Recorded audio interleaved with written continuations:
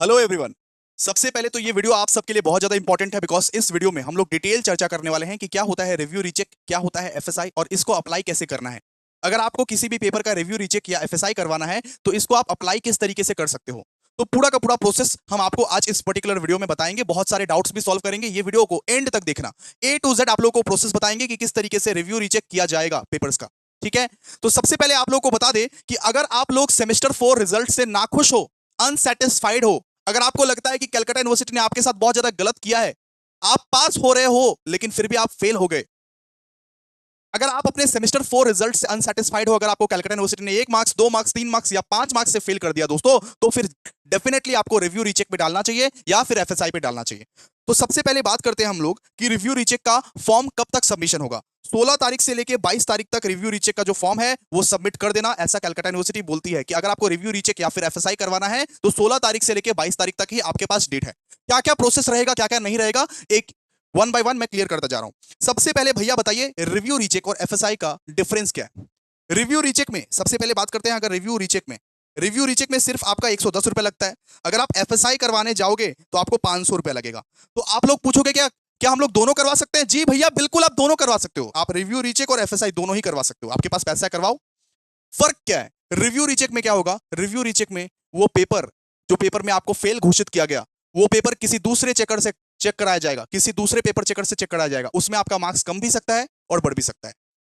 Review recheck में अगर आप दोगे तो आपको वो पेपर देखने को नहीं मिलेगा, 110 रुपए पेमेंट करोगे, आपको 2 महीना 3 महीना बाद ऑटोमेटिकली कॉलेज का जब रिजल्ट आएगा तब कॉलेज इंफॉर्म कर देगा कि आप उस पेपर में पास हुए हो या फेल हुए हो। ठीक है, मतलब रिव्यू रीचेक में क्या होता है कि आपके आपके पेपर को कोई दूसरा पेपर चेकर को दिया जाता है, बोलता है पेपर चेक करके देख तो इस बच्चे का सही में मार्क्स बढ़ता है कि नहीं बढ़ता है।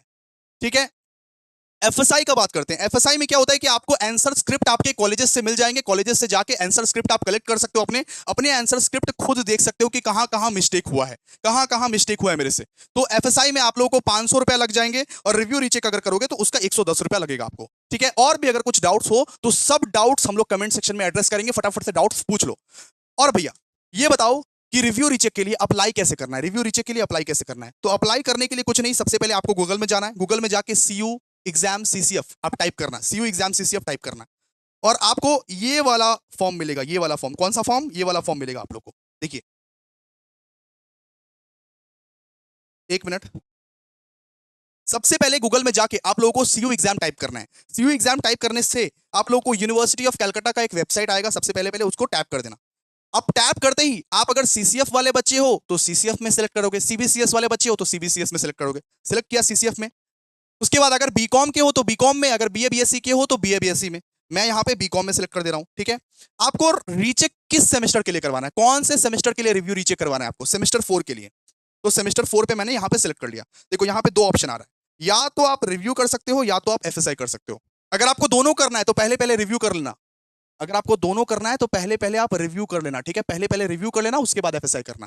तो या तो आप रिव्यू कर सकते हो या तो आप एफएसआई कर सकते हो। अब देखो मैं यहाँ पे रिव्यू कर रहा हूं मान लो, तो रिव्यू पे आप क्लिक करोगे, रिव्यू पे क्लिक करते ही आपका रजिस्ट्रेशन मांगेगा, रजिस्ट्रेशन नंबर दे देना यहाँ पे, रजिस्ट्रेशन नंबर, और अपना नाम का फर्स्ट 3 कैरेक्टर, जैसे मेरा नाम अभिषेक है तो AVI, ये करके आप लोग कंटिन्यू पे क्लिक करना, कंटिन्यू पे क्लिक करना। कंटिन्यू पे क्लिक करते ही, कंटिन्यू पे क्लिक करते ही ऐसा एक डैशबोर्ड खुलेगा। देखो ऐसा एक पूरा का पूरा डैशबोर्ड खुलेगा जहां पे आपका नाम, रजिस्ट्रेशन नंबर, रोल नंबर, सब कुछ लिखा हुआ रहेगा। एक बार कंफर्म कर लेना कि सब कुछ सही है कि नहीं है।